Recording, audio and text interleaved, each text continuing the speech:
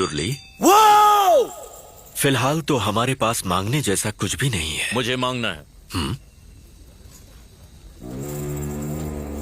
ये जगह, ये जायदाद और ये धरती, ये सब इन गांव वालों का नहीं है। क्या बकवास कर रहा है? चुप हो जा। आपका नहीं है ना?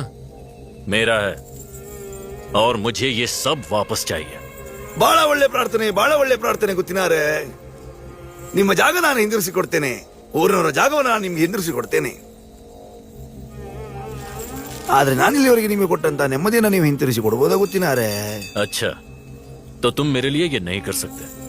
कोई बात नहीं, इसका फैसला जहां होगा मैं वहां जाऊंगा। ಕೋರ್ಟಿಗೆ ಹೋಗ್ತಿ, ಆದ್ರೆ ನಿನ್ನ ತೀರ್ಮಾನ ಮೆಟ್ಲಲ್ಲಿ ನಾನು ಮಾಡ್ತೇನೆ. ಜಾಗ ಊರಿನವ್ರದ್ದು, ಅದರ ತೀರ್ಮಾನ ಇವತ್ತಲ್ಲ, ಮುಂದೊಂದು ಕಾಲ ಬರ್ಬೇಕಾಗ್ತದೆ. अच्छा, गांव वालों की है। और ये दैव बोल रहा है या कोई नर्तक बोल रहा है?